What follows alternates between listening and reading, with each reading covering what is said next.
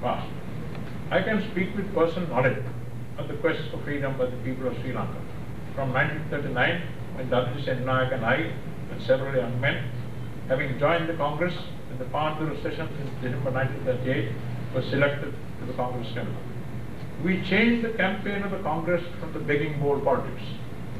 S.W.R.D. Bandaranaike, who had himself disagreed with the Congress and had formed the Sinhala Mahasabha, but still remained in the Congress, had on the 30th December 1939, at a meeting of the Sinhala Mahasabha, said as follows: Congress, like many other associations in Ceylon, fell soon after its inception under the domination and control of a small clique, the old gang. Their chief object was to utilize any association with which they were connected merely to lend a semblance of public opinion to their own opinion and wishes. Members of the association who did not come within the magic circle were given the cold shoulder at every turn. When some of the old gang who were responsible for butchering all that was valuable in the Congress as a powerful national organization tried last year to bolster up their tottering position by an effort to revitalize their victim, I must confess that I viewed the experiment with a certain measure of cynical amusement. For this purpose, a number of enthusiastic young men were brought into the Congress. But nemesis was had, for the young men, instead of playing the part which they were intended to play, were guilty of the gross misconduct of displaying a certain amount of sincerity and independence. I think you're referring to us. I have condensed into a few pages the history of 130 years. In the first 100 years, there are really two events of importance pertaining to our freedom. The two violent attempts to regain freedom in 1880 and 1848. We begin then the constitutional and non-violent attempts to gain back our lost rights and heritage, covering many fields: religious, cultural, social, and political. The most vigorous and decisive being after the 1915 riot, when the Sinhalese leaders thought this should never happen again, and joined with other communities to form the Ceylon National Congress to obtain control over their own affairs. I have dealt with that period in detail, mentioning events, personages, and their actions. We can be proud of what they did. Facing two world wars, 1914 to 1918 and 1939 to 1945, and the consequent stern actions taken by the British rulers. I've used the word quest here, and not movement, not a search, like a search for stolen goods, or any other word. For our leaders were firstly not certain about their goal: expansion of the legislature, election, reform of the constitution, responsible government, dominion status, and finally freedom. The goal, whatever it is, was noble, like the quest for the golden fleece. When in the mythological period of Greek history, Jason and his companions, the heroes called the Argonauts, set out to find the golden fleece. When in the Soviet Union, in the Parliament delegation 1972, we visited a city in the northern coast of the Black Sea, we were informed that this was the mythological city of Colchis, where the golden fleece was. We were informed that the golden fleece derived its name from the fleece of the sheep, which used to be dipped in the waters of the rivers, which had golden sediments, and the sediment clinging to the fleece made it look golden. I visualized that our movement, even before we joined, from 1880, 1848, and later, was like the quest for the golden fleece. And I would say that those leaders of those days, Ramanath, Arunachalam, so many others, James Peterson, B.B. Jayatillaka, all, in a way, heroes of our country's progress.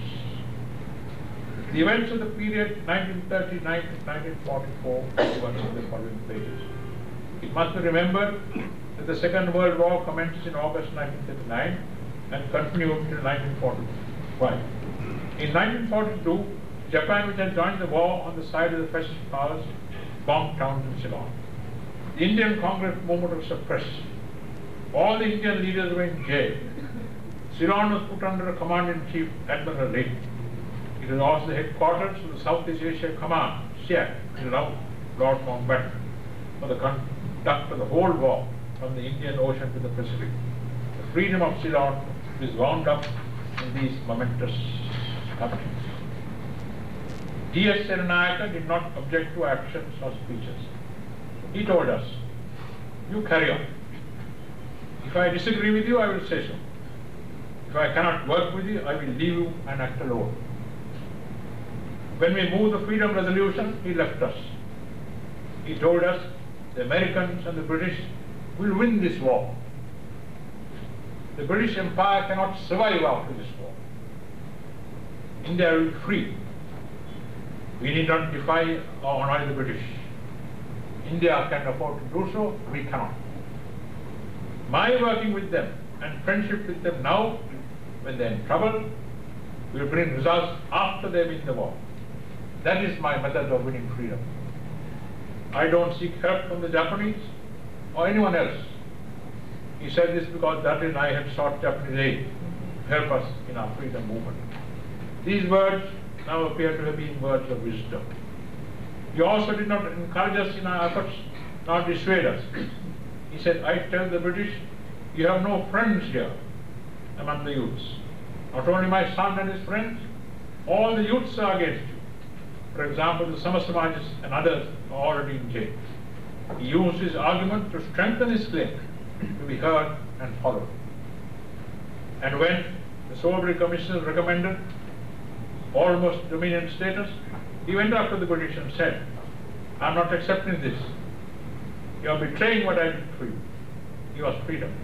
They agreed. They drafted a bill and sent it to Ceylon. Bill to be introduced to the House of Commons.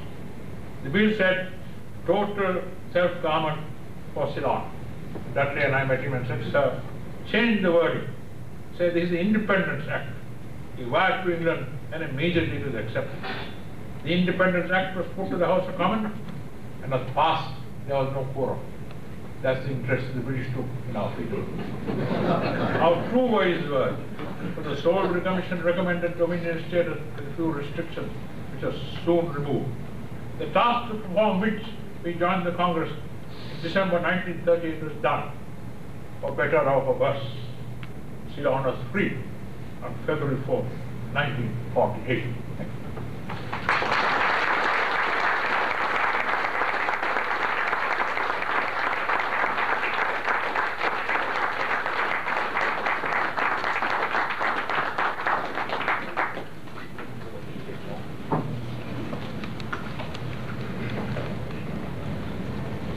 Thank you, sir, President Jayawardena, for that very illuminating, revealing, historic address.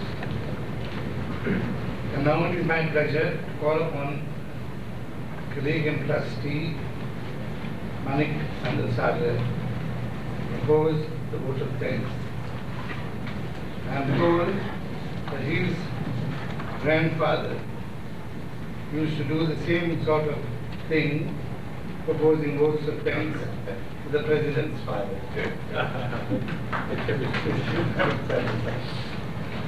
Mr. Chairman, President Jayawardena, High Commissioner Jha, this is Jha, distinguished guests, ladies and gentlemen, I have been delegated the task of proposing a vote of thanks. And at the very outset, let me state that my natural inclination is to do nothing of the sort. Stuti, the singular word for thanks, is of recent origin. In our culture, we share everything we have, and this we call dani.